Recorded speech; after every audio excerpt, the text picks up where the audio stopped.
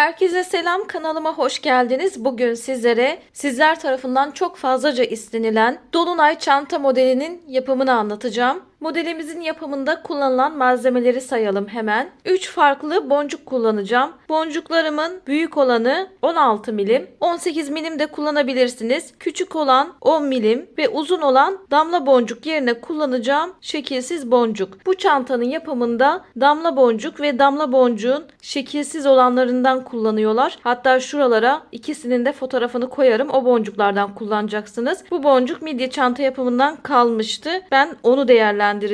Boyutunu da söyleyeyim hemen size. 14 milim, uzunluk olarak da 2,5 santim. Sizler de istediğiniz uzunlukta, istediğiniz boyutta boncukla çantanızı yapabilirsiniz. Boncuk haricinde 0,50 numara misine kullanacağım. 0,60 da kullanabilirsiniz. 2 adet çantanın sapını yapmak için halka aparatım var ve misinamızı kesmek için makas kullanacağız. Yapımına geçmeden önce videomu beğenip kanalıma abone olarak destek verirseniz çok sevinirim. Katıl butonundan atölyeme desteklerinizi de bekliyorum. Modelimizin yapımına başlayabiliriz. Misinamın uçlarını eşitledim. Misinamı ikiye katladım şu şekilde. Uçlarını da eşitledim.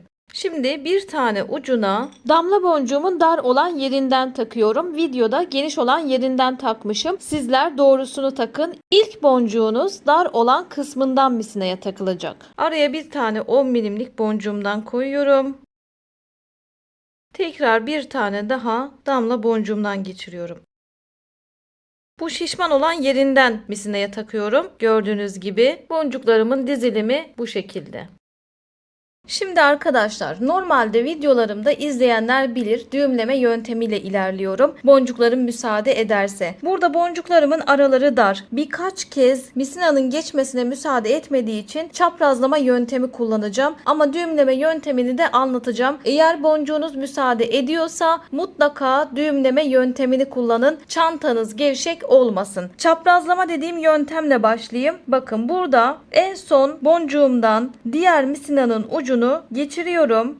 Diğer tarafa doğru geçiriyorum. Bir ucu bu tarafta.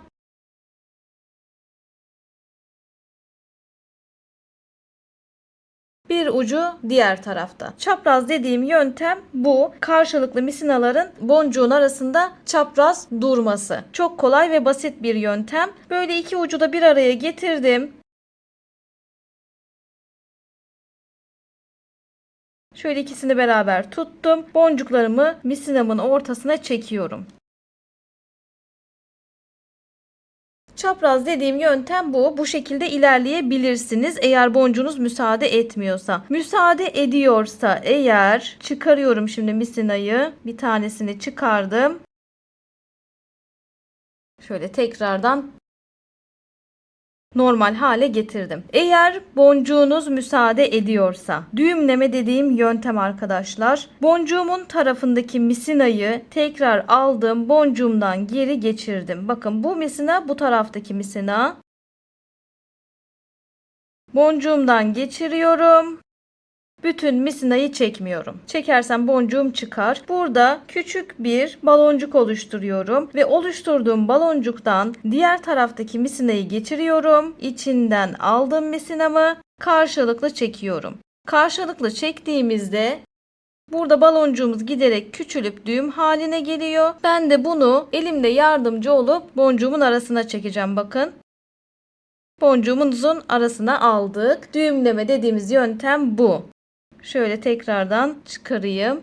Bakın bu şekilde çekiyorum. Eğer bu yöntemi kullanarak ilerlerseniz çantanız kalıp gibi olur. Sapasağlam durur. Herhangi bir oynama yapmaz. Boncuk müsaade ettiği sürece bu yöntemi mutlaka kesinlikle kullanın. Şimdi benim müsaade etmediği için çapraz yöntemle çantamın ön ve arka yüzünü yapacağım. Daha sonra videomun ilerleyen dakikalarında kenar yapımında iki yüzün birleştirmesinde düğümleme dediğimiz yöntemi kullanacağım. Tekrar bakmak isterseniz kenar yapımında bu yönteme bakabilirsiniz. Şimdi ikinci sırayla devam edelim. İkinci sıra için boncuk takarken boncuklarımızı 10 milim tarafında olan misineye takıyoruz. Ne takıyorum? Bir tane 10 milim boncuk takıyorum.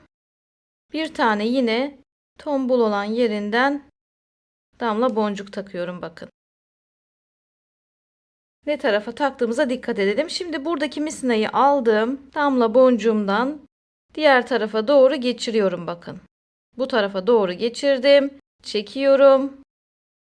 Diğerinden de çektik. İkinci sıramızı yapmış olduk. Üçüncü sırada yine 10 milim boncuğumun olduğu taraftaki misinaya aynı şekilde boncuk takıyorum. Boncuklarım hazır. Bu misinayı bıraktım. Diğerini alıyorum. Ucunu getirdim. Damla boncuğumdan geçirdim. Karşılıklı çekelim şöyle. Bu şekilde sıramızı da tamamladık. Ben şimdi sıkmadan ilerleyeceğim. Şu şekilde. Çünkü toparlanıyor. Sizler sıkarak, sıkı yaparak ilerleyin mutlaka. Benim şimdi toparlarsa size göstermem biraz zor olacak. En son aşamada sıkarak ilerleyeceğim. Kaç sıra yaptığınızı da burada 10 milimlik boncuklardan sayabilirsiniz. 1, 2, 3 sıra şeklinde gidiyoruz. 4. sırayı yapacağız. Toplamda 12 tane sıra yapacağım. Yani 3 sıra yaptık. Geri kalan 9 sırayı ben biraz hızlandırılmış olarak yapayım. Çok fazla da hızlandırmayacağım. Beni rahat bir şekilde takip edebilirsiniz.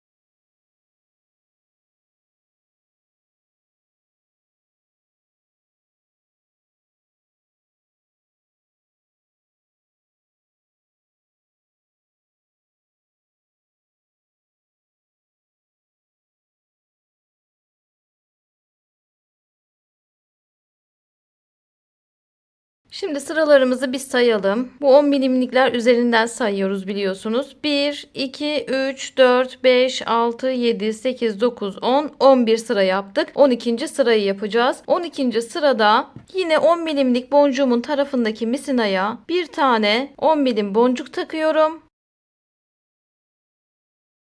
Ve yine aynı misinayı bu baştaki ilk taktığımız damla boncuktan geçiriyorum. Tek bir misina ile işlem yaptım gördüğünüz gibi. Toparladım geldim. Diğer misinayı da alıyorum. Bakın biri bir boncukta biri bir boncukta. Şöyle sıkılaştıracağım arkadaşlar. Gösterebilmek için sıkı yapmamıştım biliyorsunuz. Sıkı bir form veriyorum ona. Evet şöyle. İyice sıkılaştırdıktan sonra ortadaki boncuğumu takacağım. Şöyle misinamın uçlarını ikisini de bir araya getiriyorum. İkisine birden ortadaki 16 milimlik boncuğumu takıyorum. Dediğim gibi 18'e takabilirsiniz. Hatta 18 takarsanız daha rahat ortadaki boşluğu kapatacaktır. Şu şekilde ortaya getirdim. Yine misinamın uçlarını ikisini de bir araya getiriyorum. Bu şekilde bir araya getireceğiz ve karşısındaki boncuktan çıkacağız arkadaşlar. Bakın karşısına hangi boncuk denk geliyorsa ortaya koyduğumda şuradaki boncuk denk geliyor. Ben de o boncuktan çıkacağım. İki misinayı birden geçiriyorum. Tek bir boncuktan çıkıyorum. Şöyle sıkılaştırma işlemimi yaptım. Düğümleme yöntemiyle ilerlemediğimiz için çok sıkı durmuyor arka taraf ama elimizden geldiğince sıkı yapacağız. Şimdi tek bir boncuktan çıktık. Burada bir tane misineye sağ ya da sol fark etmez ama ben sağ taraftakine boncuk takacağım. Saat yönünde ilerleyeceğim. Kafa karışıklığına yol açmamak için bu şekilde ilerliyorum. İsterseniz bu taraftakine de takıp diğer tarafa doğru da ilerleyebilirsiniz. Hiç fark etmez. Boncuk takarken ilk boncuğumu şu şekilde takacağım. Normalde şişman olan yerinden takıyorduk ya arkadaşlar. Bu sefer bu boncuğumu şöyle dar olan ağız kısmından takıyorum. İlk boncuğumu. Bakın ağız kısmından taktım. Ortaya bir tane 10 milim boncuk takıyorum. Daha sonraki boncuğumu yine şişman olan yerinden takıyorum. Şöyle göstereyim size. Burası şişman olan yeri, burası ağız kısmı. Birinciyi şuradan ağız kısmından bu şekilde taktık. Şimdi şişman olan yerinden takıyorum. Bu detayı da atlamayalım. Çünkü boncuklarımız bu şekilde duracak. Bakın ikisinin de ağzı birbirine dönük olması için ilk boncuğumuzu ağız kısmından taktık. Lütfen bu detayı atlamayalım. Şimdi diğer misinayı aldım. Son taktığım damla boncuktan geçiriyorum. İkinci sıraya geçtik gördüğünüz gibi. Ve bu araya bu şekilde bir sıra yapıyorum. İlk çıktığımız boncuk arasından ikinci sıraya başlayabiliriz. Bu taraftan buradan çıksaydım buradan başlayacaktım. Hiç fark etmez. Şimdi bu iç tarafta kalan misinamı bir boncuk ilerletiyorum. 10 milimlik boncuğumuzdan ilerliyoruz tabii ki. Bakın artık diğer aradayım. Şimdi yürütmediğim dış tarafta kalan misinama boncuk takacağım. Taktığımız boncuk şu şekilde olacak. Bir tane 10 milim boncuk takıyoruz. Bir tane de yine şişman olan yerinden damla boncuk takıyoruz. Damla boncuğumuzdan da düğümlememizi yapıyoruz. Bu kez 2 adet boncuk taktım gördüğünüz gibi. Şöyle çektim. Hiçbir yere geçiş yapmıyorum. Bu pozisyondayım. Yine dış tarafta kalan misinaya 1 adet 10 milim boncuk takıyorum. 1 adet de damla boncuk takıyorum. Sadece başlangıç yaparken ağız kısmından bir tane boncuk taktık. Diğerleri tombul olan yerinden gördüğünüz gibi. Boncuk sayımız 2 adet. Hiçbir yere geçiş yapmadık. Şu şekilde ikinci sıramıza devam ediyoruz. Şimdi geçiş yapabilirim. 10 milimlik boncuğumdan diğer araya geçiyorum. Buradaki mantığı da şimdi sizlere anlatacağım. Geçişimi yaptım, sıkılaştırdım. Dış tarafta kalan misinama 1 adet 10 milim boncuk takıyorum. 1 adet de damla boncuk takıyorum. Damla boncuğumdan şöyle misinamı geçirdim. Bağlamamı yaptım. Hiçbir yere geçiş yapmadan tekrar boncuk takıyorum. 10 milim ve damla boncuk. Damla boncuktan bağlayalım. Şimdi geçiş yapabilirim. Tekrar 10 milim boncuğumdan diğer tarafa geçiyorum. Bakın buranın mantığı şu arkadaşlar. Her araya ikişerli sıra yapmak. Sıramızı çoğaltıyoruz. Buraya da ikişerli yapacağım. Daha sonrasında 10 milim boncuğumdan geçeceğim diğer araya. İkişerli sıra yapacağım. Geçeceğim diğer araya ikişerli sıra diye başladığım yere kadar geleceğim. Şimdi diğer aradayız gördüğünüz gibi. Boncuklarımızı takalım. Boncuklarımız hazır. Sıramızı yaptık. Tekrardan boncuklarımızı taktık. İkinci sıramızı yaptık. İkinci sırayı yaptıktan sonra diğer araya geçebilirim. Ve tekrardan dış tarafta kalan misinama boncuklarımı taktım. Burada şöyle bir işlem yapacağım arkadaşlar. Misinam az kaldığı için bağlayacağım. Sizlere de misinanız bittiğinde ne gibi işlemler yapmanız gerektiğini de anlatmış olalım. Misinamı bağlamadan önce misinam hangi pozisyonda olacaktı onu tespit ediyorum ve daha sonrasında hangi hamle yapacaktım onu da mutlaka aklımda tutuyorum. Misinam bitmeseydi ne yapacaktım? Damla boncuğumdan bağlayacaktım. Misinem bu boncukta bu pozisyonda olacaktı. Aynı pozisyonda misine takacağız. Bu pozisyonu unutmuyoruz. Daha sonrasındaki hamlem ne olacaktı? Daha sonrasında herhangi bir hamlem yoktu. Dış taraftaki misineye sadece boncuk takıp ilerlememe devam edecektim. Sizin mesela bir boncuk ilerlemek de olabilir. Nerede bitiyorsa misinanız. O hamlenizi mutlaka aklınıza tutun. Şimdi direkt bağlıyorum arkadaşlar. Bakın misinanız bittiğinde sizler de direkt bağlayabilirsiniz. Şöyle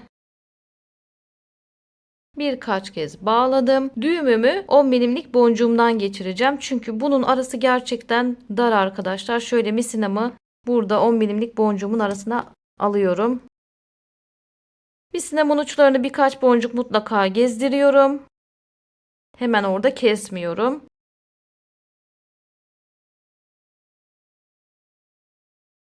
Burada kesebilirim. Bir ucuyla işim bitti. Diğer ucunu da şöyle birkaç boncuk geçirelim.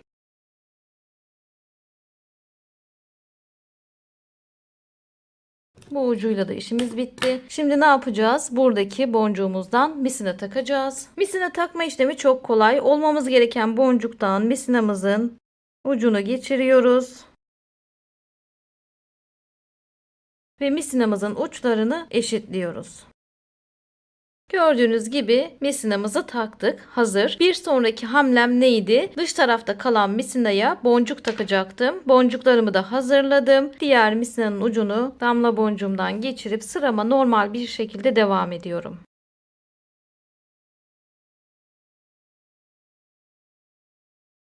İşlemler böyle. Şimdi bir yandaki boncuğa geçebilirim. Gördüğünüz gibi araya 2 tane sıra yaptık.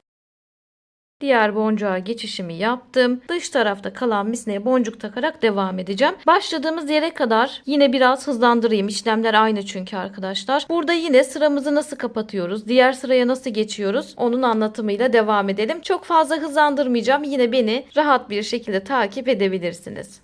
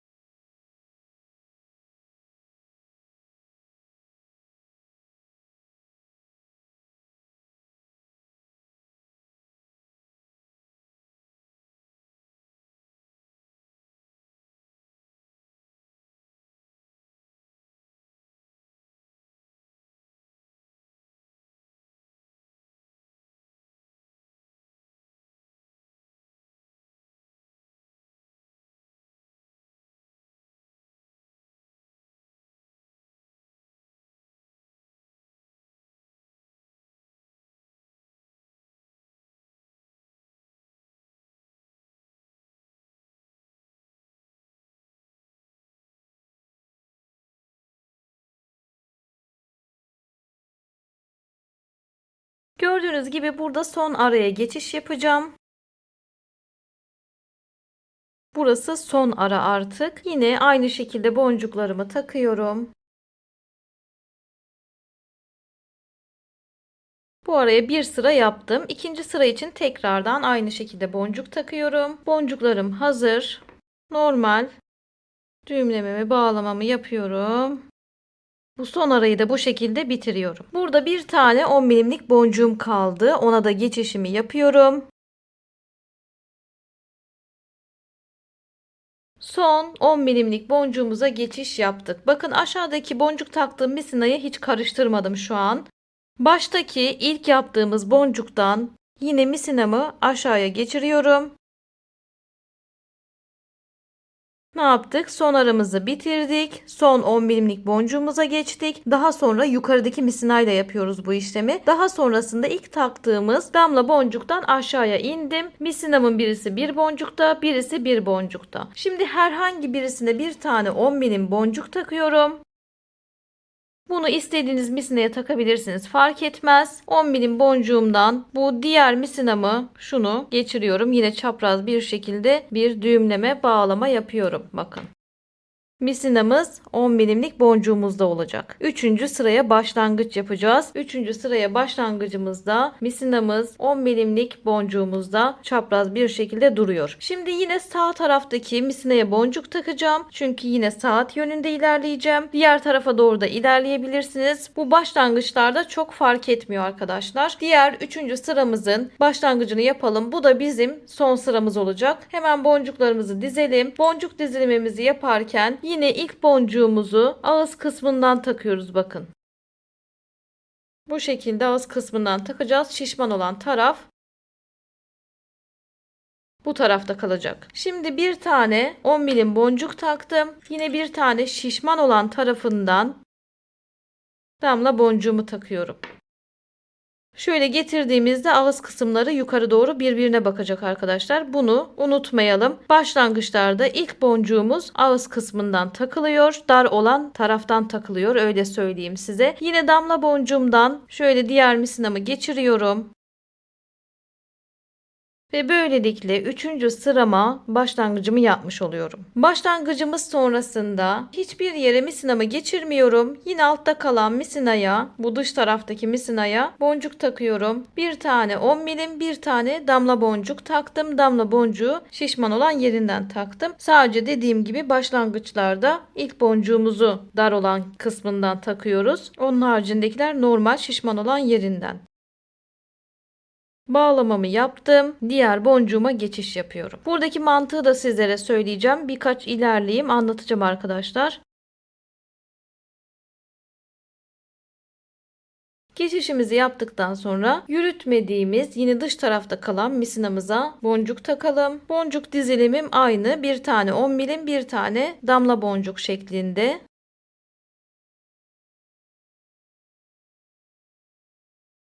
Şimdi bir boncuk tekrardan ilerliyorum. Dış tarafta kalan misinama boncuklarımı takıyorum. Boncuklarımız hazır. Hiçbir yere geçiş yapmıyorum. Alt tarafta kalan misinama boncuklarımı diziyorum. Boncuklarımız hazır.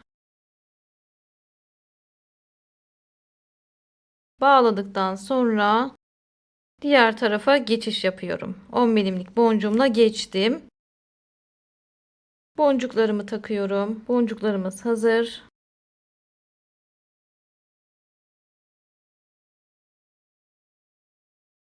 Sıramız tamam. Bir boncuk tekrar ilerliyorum.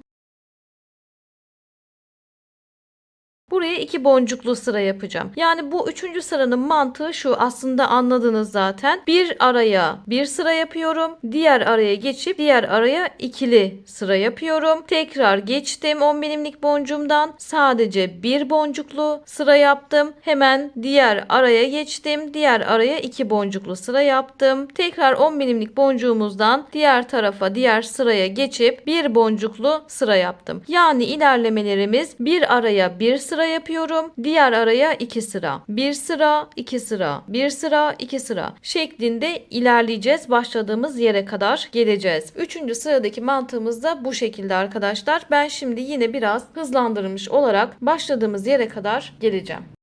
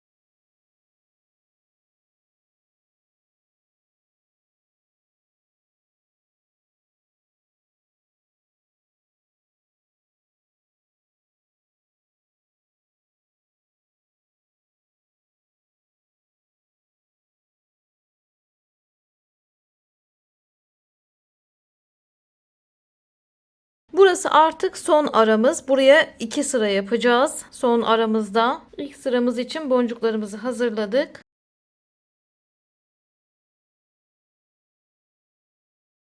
Tekrar dış tarafta kalan misinama boncuk takıyorum. Boncuklarımız hazır.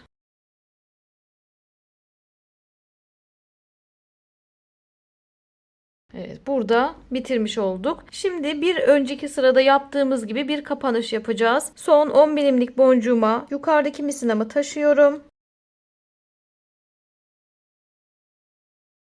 Başlangıçtaki damla boncuğumdan da misinamı yine aşağıya doğru geçiriyorum.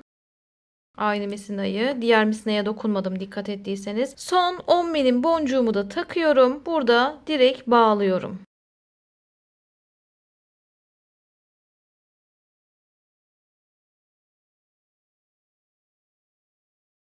Misinalarımızı diğer boncuklardan geçirip o şekilde keselim. Çantamızın bir yüzü hazır. Şöyle biraz orta kısımda bombesi var. Dış tarafta bu kısmını kullanacağım. Bakın ortası dışa doğru, kenarlardan içe geçmiş bir şekilde, dışarıda da yine bombesi var. Burayı dış kısım olarak kullanacağım. Burayı iç kısım olarak kullanacağım. Bunu da söyleyeyim. Yani iç kısım dış kısım var bu çantada.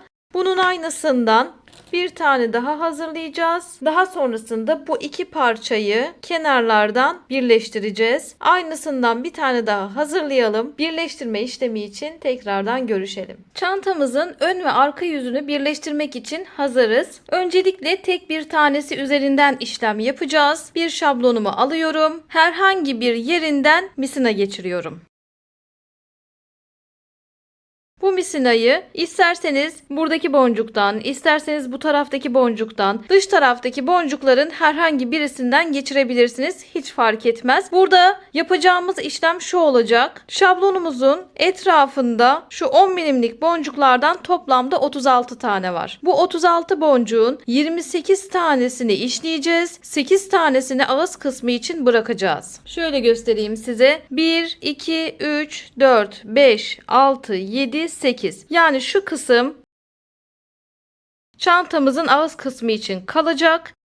Buradan itibaren de bu şekilde işleyip çantamıza hem kenar yapacağız hem taban yapacağız. Ağız kısmı için istediğiniz adette boncuk bırakabilirsiniz. 8 adet olur, 9 adet olur ya da 6 adet olur. Hiç fark etmez. Kaç tane istiyorsanız bırakabilirsiniz. Geri kalan boncukları da işlersiniz. Şimdi ben burada 8 tane bırakacağım. 8 tane benim için yeterli. Buradan itibaren işlemeye başlıyorum. Şimdi herhangi bir misineye boncuk takabilirsiniz. Fakat ben saat yönünde işleyeceğim için üst tarafta kalan misinama 3 adet boncuk takarak çantamın kenar bölümünü yapmaya başlıyorum. Boncuklarım hazır. 3 adet taktım. Düğümleme yöntemiyle ilerleyeceğim. Çünkü çantanın içerisinde düğümleme yöntemi kullanamadım. Hatta biraz da benim gevşek oldu. Ben çok da sıktırarak yapamadım. Çekim yaptığım için siz sıktırarak yapın mutlaka. Hatta boncuğunuz müsaade ediyorsa şimdi kullanacağımız yöntemi çanta içerisinde de mutlaka kullanın. Müsaade etmiyorsa çapraz yöntem, yapacak bir şey yok. Çoğu videomda da aslında düğümleme yöntemini anlatıyorum. Sadece bu videoyu izleyenler için tekrardan anlatacağım. Boncuğumun tarafındaki misinayı geri çevirip sondaki boncuğumdan geçiriyorum. Burada bir baloncuk oluşturuyorum. Bakın aynı misina arkadaşlar. Burada oluşturduğum baloncuktan diğer misinayı geçiriyorum. İçinden geçirdim. Karşılıklı çekiyorum. Baloncuğum giderek küçülüp düğüm haline geliyor. Ben de bunu elimle yardımcı olup boncuğumun arasına alacağım. Bakın şöyle karşılıklı çektim. Küçüldü, düğüm haline geldi. İttirdim, boncuğumun arasına aldım. Düğümleme dediğimiz yöntem bu. Bu yöntemi kullandığımızda modellerimiz daha sağlam ve kalıp gibi oluyor. Daha düzgün bir görüntü oluşturuyor. O yüzden kullanabildiğiniz yerlerde mutlaka bu yöntemi kullanın. Şimdi başlangıcımızı yaptık. Sıra içerisinde ilerlerken misinamı bir boncuk ileri alıyorum. Bu altta kalan misinamı. Şöyle yürütüyorum arkadaşlar. Bakın şu anda 2 boncuktayım. Yürütmediğim üst tarafta kalan misinama 2 adet boncuk takıyorum. Boncuklarım hazır. Boncuğumun tarafındaki misinayı, buradaki aynı misinayı geri çevirdim. Boncuğumdan geçiriyorum. Bütün misinayı çekmedim. Baloncuğumu oluşturdum. Oluşan baloncuktan diğer misinayı geçiriyorum. Karşılıklı çekiyorum. Bakın baloncuğum küçüldü, düğüm haline geldi. Şöyle elimle yardımcı olmadan gelmiyor yalnız. İyice sıktırdım. Elimle de ittiriyorum. Boncuğumun arasına düğümümü alıyorum. Bir kez daha anlatacağım. Şimdi misinamı bir boncuk öne alıyorum. Sıra içerisinde ilerlerken bu şekilde ilerleyeceğiz. 2 boncuktayım. Yürütmediğim misinama 2 adet boncuk takıyorum. Boncuklarımız hazır. Boncuğumun tarafındaki misinayı yine boncuğumdan geçiriyorum. Baloncuğumu oluşturdum. Diğer misinayı içinden aldım. Karşılıklı çekiyorum. Çektim. Düğümümü şöyle elimle yardımcı olup boncuğumun arasına aldım. Yine misinamı bir boncuk ileri alıyorum. Yine yürütmediğim misinama 2 adet boncuk takıyorum. İkinci boncuğumdan bağlıyorum.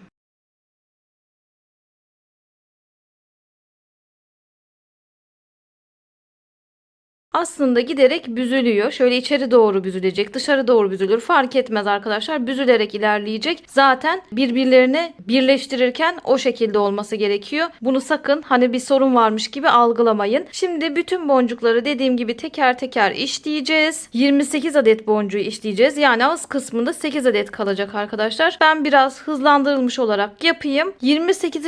boncuğu beraber yapalım.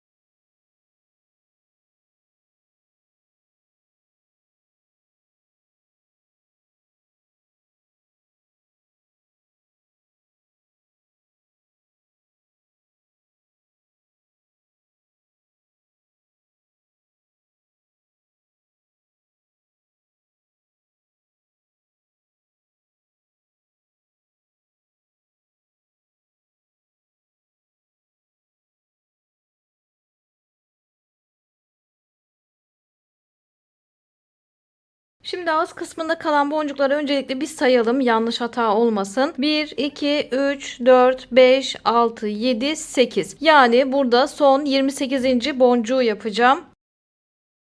Son boncuğa geçişimi yapıyorum. Bakın buralarda aslında içe doğru olacak da ben dışarıdan gösterebileyim diye sizlere eğilip bükülüyor. Normalde şöyle olacak arkadaşlar. Bakın aslında içeri doğru olacak.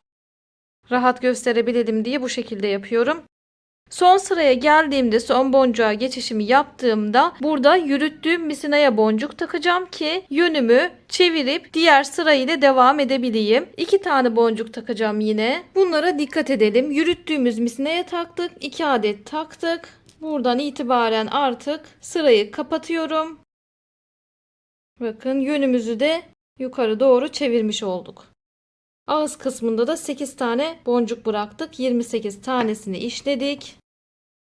Yine bir sıra başlangıcı yapacağım. İkinci sıraya başlayacağım. İkinci sıra için yine dış tarafta kalan bu ağız kısmında kalan misinama 3 adet boncuk takıp başlangıç yapıyorum. Boncuklarımın yanına bir de yuvarlak çanta aparatımı taktım. Sonradan da takabilirsiniz. Benim gibi yapım aşamasında da takabilirsiniz. Fark etmez. Onu da misinadan şu şekilde geçirdim arkadaşlar. Boncuk geçirir gibi ortasından geçirdim. Üçüncü boncuktan bağlıyorum. İkinci sıramda aparatımı da takmış oluyorum. Hem de burada yeni bir sıra başlangıcı yaptım bakın. İkinci sıramıza da başlamış olduk. Başlangıç sonrasında sıra içerisinde ilerlemelerimiz yine aynı olacak. Bir boncuk bir boncuk ilerleyeceğiz. Misinamı bir boncuk ileri aldım. Yürütmediğim misinama 2 adet boncuk takıyorum. İkincisinden bağlıyorum. Ve misinama bir boncuk tekrardan ileri alıyorum. Yürütmediğim misinama 2 adet boncuk takıyorum. İkincisinden bağlayalım. Sıra içerisinde ilerlerken bir boncuk ilerliyoruz. Bütün boncuklarımızı teker teker işleyeceğiz. Yine aynı şekilde buradan devam ediyorum normal. Yürütmediğim misinama 2 adet boncuk takıyorum. Boncuklarım hazır. Bağlamamı yapıyorum. Buradan itibaren bütün boncukları bir önceki sırada yaptığımız gibi teker teker işleyerek son boncuklara kadar gelelim. Son boncuklarda yine anlatarak devam edelim. Ben de kamera arkası yapıp geliyorum. Sondan bir önceki boncuğa kadar geldim. Artık iyice içeri doğru büzüldü. Dışarıdan ne kadar gösterebilirim bilmiyorum. Bunu ben dışarıdan size rahat gösterebilmek için bu şekliyle ilerliyorum. Normalde az önce de gösterdiğim gibi iç kısma doğru büzülüyor. Öyle de olması gerekiyor. Şimdi sondan bir önceki boncuğumuzu normal bir şekilde işleyelim. Ve son boncuğumuza geçişimizi yapalım. Son boncuğa geçtiğimizde burada boncuklarımızı yürüttüğümüz misinamıza takıyoruz biliyorsunuz. 2 adet boncuk takacağız. Bir de çanta aparatımı da takacağım. Şöyle misinamdan geçirdiğim boncuklarımın arasına alıyorum. İkinci boncuktan düğümleyelim. İkinci sıramı da bakın kapatıyorum. Kapanışımızı da yaptıktan sonra artık diğeriyle birleştirmeye geçebilirim. 2 sıra yaptık biliyorsunuz. 3. sıra birleştirme sırası. Birkaç tane göstereceğim. Geri kalanını kamera arkası yapacağım. Çünkü videomuz hem çok uzun oluyor. Bir de aynı işlemler zaten. Ve yapımı çok kolay, çok basit. Bu yukarı tarafta kalan misinama 1 adet boncuk takıyorum. Şöyle gösterelim. Bakın boncuğumuzu taktıktan sonra diğer şablonumuzun herhangi bir boncuğundan misinamı geçiriyorum. İstersem çeviririm, bu taraftakinden geçiririm. Hiç fark etmez arkadaşlar. İstediğinizden geçirin. Sonuçta 28 tanesini işleyeceğiz ve 8 tanesini ağız kısmı için bırakacağız. Bakın araya bir boncuğumu aldım. Şöyle yaklaştırdım. Bunları bu şekilde birleştireceğim. Herhangi bir misinaya bir boncuk daha takıyorum. Sağ ya da sol misineye takabilirsiniz. Ne taraftan rahat çalışıyorsanız o şekilde ilerleyin. Bu bir boncuk üzerinden düğümlememi yapıyorum. İkisini bir araya getirme işlemi gerçekten çok kolay. Bakın şimdi çektiğimde İki şablon bir araya gelmiş oluyor. Bunu isterseniz 3. sırada birleştirin. İsterseniz 3-4 sıra yapın, 5. sırada birleştirin. Bu arayı ne kadar yapmak istiyorsanız o kadar yapabiliyorsunuz. Onu da söyleyeyim. Buradan mesela 2 sıra yaptık ya, bunu 3 sıra, 4 sıra, 5 sıra yaparsınız. Atıyorum 6. sırada birleştirme yaparsınız. Nasıl istiyorsanız bu aradaki mesafeyi size bırakıyorum. Bunu çok sıralı da yapmıyorlar. Onu da söyleyeyim. Şimdi yapacağımız işlem şu olacak. Sağ misinayı sağ taraftan bir boncuk öne alacağım. Sol misinayı sol taraftan bir boncuk öne alacağım. Herkesi kendi tarafından bir boncuk ilerletiyorum.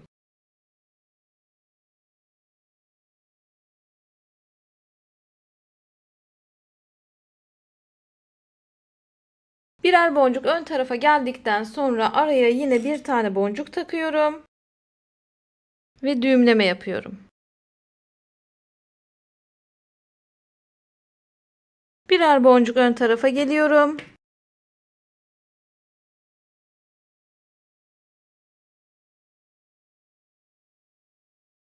Herhangi bir misinaya bir adet boncuk takıyorum.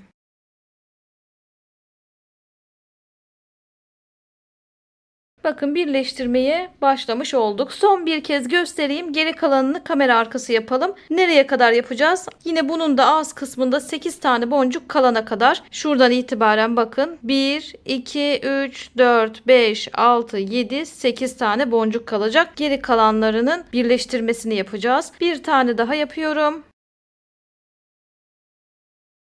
Birer boncuk ön tarafa geliyoruz. Sağ taraftaki misinayı sağ taraftan aldım. Sol taraftaki misinayı sol şablondan ön tarafa alıyorum. Araya bir tane boncuk takıyorum. Bu şekilde birleştirelim. Bakın şöyle de olması gerekeni de göstereyim size. Olması gereken bu olacak arkadaşlar. Bu şekilde birleştireceğiz, geleceğiz. Burada denk gelir zaten boncuklar, bakın birbirine. Birleştirelim. Son bitiminde yine beraber yapalım. Birleştirerek dolandım, geldim. Son boncuklara geçişimi yaptım. Burada yine bir tane boncuk takıyorum herhangi bir misinama ve direkt bağlıyorum.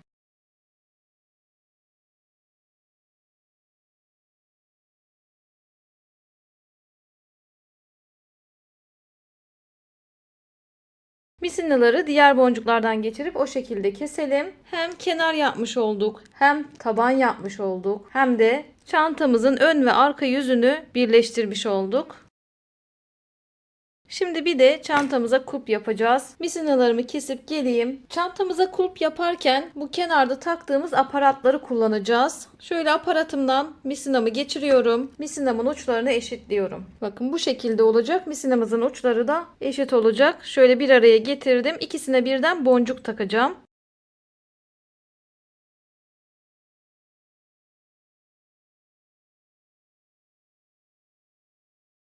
Bu şekilde ilerleyeceğim ta ki diğer aparatıma kadar. İstediğiniz kadar boncuk takabilirsiniz. Ben de sayısını şimdi birazdan sizlere söyleyeceğim. Aparat takmadan kulp yapmak isteyenler için de şunu söyleyeyim arkadaşlar. Bu arada bakın şöyle göstereyim. 3 tane boncuk var.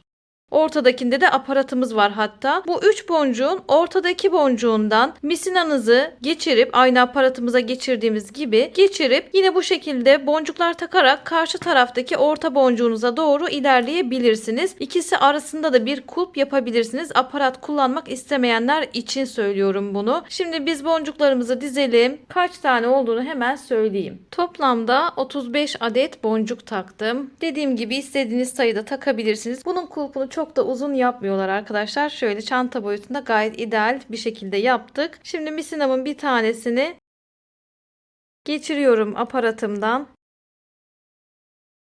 Sadece bir tanesini geçirdim. Burada bağlayacağım.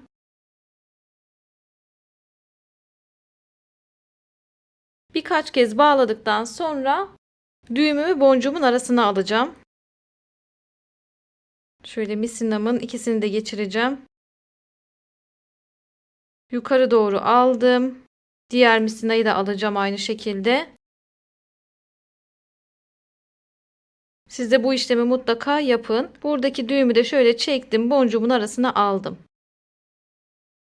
Birkaç boncuk daha ilerletip keselim. Sıkı bir şekilde bağlayalım. Bakın burada diğer boncuklarda oynama yok. Çok da güzel oldu. Kulp kısmında bunlara dikkat edelim. Sıkı güzel bir şekilde bağlayalım. Misinaları kesip gelip çantamızın boyutuna bakalım. Kullandığımız boncuk sayısını söyleyelim. Çantamızın şöyle sağına soluna bir bakalım. Göz gezdirelim hep beraber. Bakın kenarları bu şekilde. Arkası, önü, kulpu, iç kısmını da gösterelim hatta size. Kese yapıp kullanılan bir çanta. Beyaz güzel bir kese yapıyorlar, büzgülü. O şekilde kullanıyorlar. Şimdi boyutlarına da bakalım hep beraber. Şöyle en bakalım 17 santim. Daha çok bunda çap olur zaten yuvarlak olduğu için de yine de bakın 17 santim çapında. Kenarı da 5 santim genişliğinde. Kullandığımız boncuk sayısına gelecek olursak bu damla boncuklardan 144 adet kullandık. 2 adet orta kısmına 16 milim boncuk kullandık. 18'de yapabilirsiniz bunu. Burada yerler var etrafta. 18'de karşılar yani. 10 milimlik boncuklarımızdan da 322 adet kullandık. Kulp kısmında da kullandık biliyorsunuz. Onunla beraber 322 adet. Çok kişi istemişti. Çok kişi sormuştu yapımını. Umarım size faydam oluyordur. Abone olmayanlar da abone olup beğeni yaparak, yorum yaparak destek verirseler çok sevinirim. Katıl butonundan atölyeme desteklerinizi de bekliyorum. Bir sonraki modelde görüşmek üzere. Hoşça kalın.